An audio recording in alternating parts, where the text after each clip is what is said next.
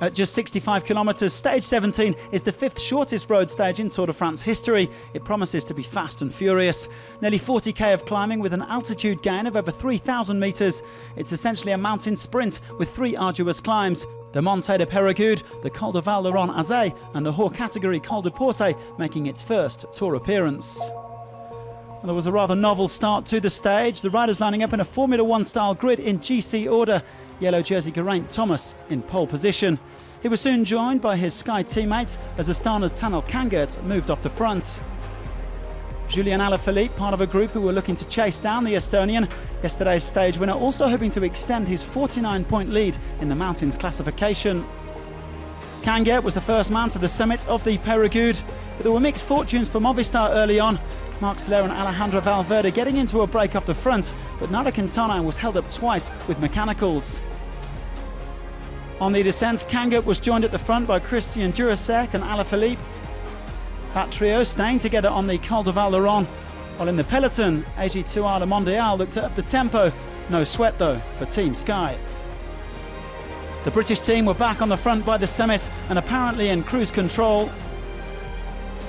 Alaphilippe picking up another 10 points on Val-Thorens and all but guaranteeing that he'll keep that polka dot jersey all the way to Paris.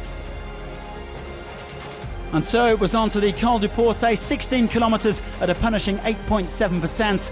Alaphilippe unable to keep pace with Kangert. And there was finally a bit of action in the pack as well. Quintana pulling away with Dan Martin, but the pace a bit too much for the Irishman. Quintana bridging across to his teammate Valverde. They were a minute behind Kangert with 11k to go, and they would soon catch him. With 6.5k to go, Quintana went solo, powering away from Rafael Majka. The Colombian heading for his first Tour stage win since 2013. But the real GC battle was further back as Tom Dumoulin had a go late in the day. Thomas was straight on his wheel, but Chris Froome was struggling.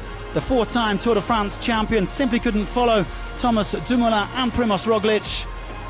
The victory went to Quintana, 28 seconds ahead of Dan Martin. Thomas sprinting to the line ahead of Roglic and Dumoulin.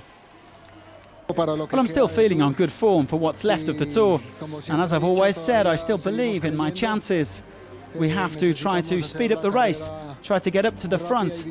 The third week comes at a good time for us, I think, and we'll try to stay in the battle.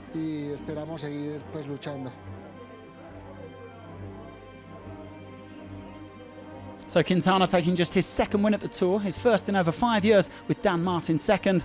Thomas grabbing a handful of bonus seconds as he came in ahead of Roglic and Dumoulin. Froome over 40 seconds further back.